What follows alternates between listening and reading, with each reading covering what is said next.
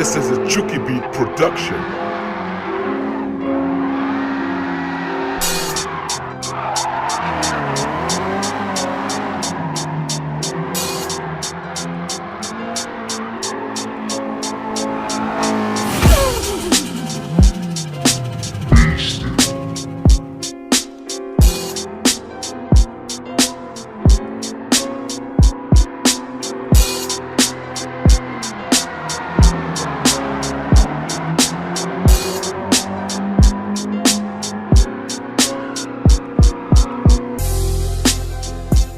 Hello and welcome back to the channel, and welcome back to another GT Sport Drift setup.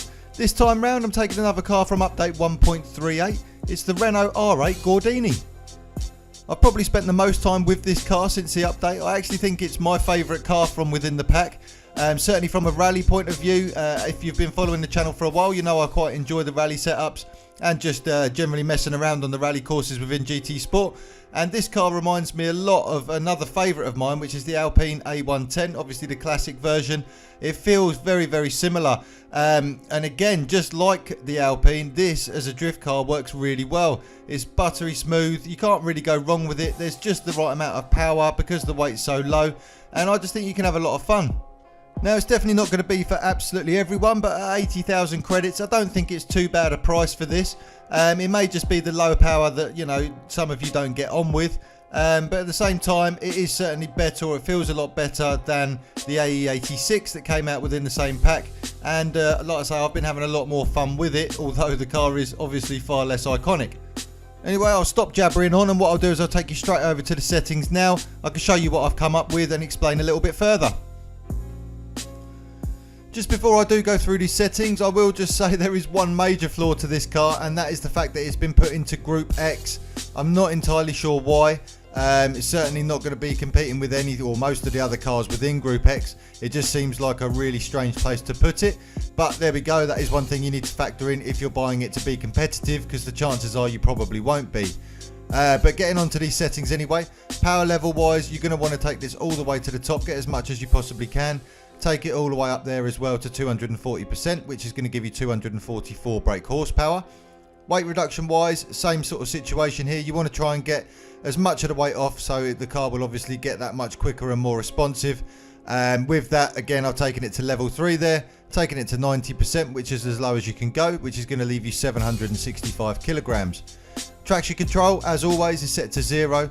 I've got comfort hard tyres, both front and rear. Brake balance remains the same at 0. Now, ride height is literally as low as it can go, front and back there at 85 and 85. The natural frequency is something that I played around a lot with to get the feeling of this car right. And like I say, with these skids, it's just so buttery smooth. So what I would do is just set it up like this, at least to start with, and then you can play around with it afterwards. But what I've got here for my setup is 1.95 on the front there and 2.1 on the rear. Anti-roll bar, I believe, is as standard, so 7 on the front there and 4 on the back. The compression and rebound, I never normally play with them, and it's no different here. They are just 60, 60 and 90 and 90. Camber angle for this one, I've set to 2 on the front and 1 on the rear. I've got the toe angle set out at 0.25 and in 0.25 on the back as well. Downforce you can't adjust. The differential, don't think I've played with at all. I think 10, 40 and 20.